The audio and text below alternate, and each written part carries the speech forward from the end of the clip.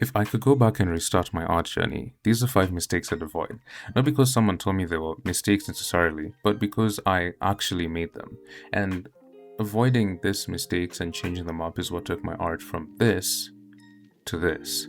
And hopefully, you won't have to learn them the hard way. Also, feel free to comment below what you think this creature that I'm drawing in the background is. It was for a creature design course and I have no idea what it is. What would you name it? What environment do you think it will be in? And yeah, so I've been drawing since around 2023, and while I'm still learning every day, looking back, there are a few decisions that slowed down my progress more than anything else. And if you're starting out, or even if you've been drawing for a while, I hope that at least one of these saves you more time. So, mistake number one, and I'm sure I've had it a billion times before, is skipping fundamentals. Now, this was especially detrimental to me because I literally did not draw a single box for the first whole year of my life. I did not use perspective or any anatomy or any of the fundamentals of art. I did none of it at all. And the fundamentals aren't exciting, but they do make everything else easier. As much as I hate to admit, boxes are actually not as bad as people think. I just don't think that we've drawn them enough. Whether it's value, boxes, color, shading, lighting, form, etc. They're useful. If I was to use an analogy, treat them as an investment, whereas you're investing your time in this very boring practice and skill of drawing boxes or whatever. And that investment will grow over time. And 8 months down the line, the time that you invested in drawing boxes multiplies into whatever skill you're currently learning or whatever you're applying it to. Mistake number 2, this was a huge one for me, is not using references. Everyone around me was like, "Oh, you want to become an artist? You should be drawing from your head." That really, really sucked for me because I was like, "Oh, so I can only draw from my head." And for the first few months I was just drawing from my head, and when I used reference it was just fun art, I guess.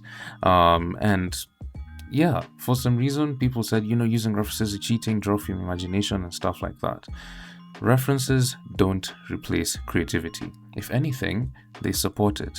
So if I was to give practical advice, study photos, movies, people, nature. I was doing an animation course by RM Blaze, and the first video in the animation course is learn how to draw. So study from life, study from references, study from pictures, go out into the world and explore and draw from all that's around you, look for references online, find things that interest you and draw from them. Because what you'll happen as a result is that you build your mental library, and in the future when you try to draw from imagination, you have so much to pull from because of how much you've drawn from reference.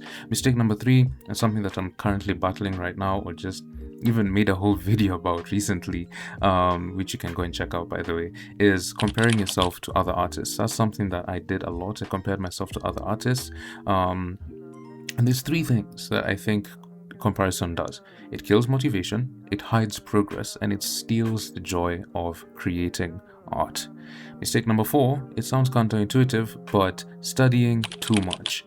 This one I love because hardly anyone talks about it, and this is a mistake that I made very recently, I think around April to May of this year, is you can become more focused on improving that you forget why you started drawing. Sometimes the best thing you can do for your art is making it fun. So as much as drawing boxes and learning anatomy and stuff like that is fun to some extent, it's still not towards whatever purpose you started drawing in the first place, and that's not a good place to be.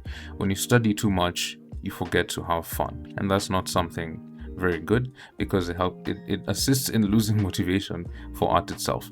And mistake number 5 is never applying what I learned. That was a big one for me, never applying what I learned.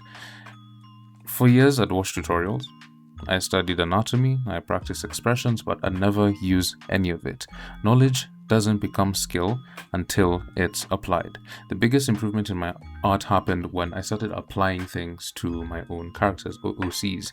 As much as I do not have too many of them, I still applied it to them. And so, in conclusion, every mistake in this list can be fixed, whether it's skipping fundamentals, not using references, comparing yourself to the artist, studying too much, or not applying what you learned. You don't need to restart your art journey. You don't need better equipment. You don't need natural talent. You just need to take the next step. Whether that's opening a reference right now, studying perspective, just drawing for fun, or finally applying what you learned, each drawing you make today can be just a little bit better than the last, even just 1%. Or maybe not, but you're still drawing, and that's what matters. And a year from now, I hope that you look back at today's drawings and realize just how far you've come. And that is it for today's video. Thank you so much for watching. I really appreciate it. Feel free to comment your thoughts down below. Again, feel free to comment what you think this creature is. What would it be called? Where do you think the environment would be based? And when it comes to original characters and applying your work, having application, I have a video on that, and also have a video on how you can make studying fun. And if you want me to make a video on how you can be able to create original characters, I'd be happy to do so as well. Other than that, I don't think I have anything much else to add. Feel free to comment whatever you want in the comments down below, any projects you're working on, what you're currently studying, etc. And I will see you in the next one. Take care and goodbye.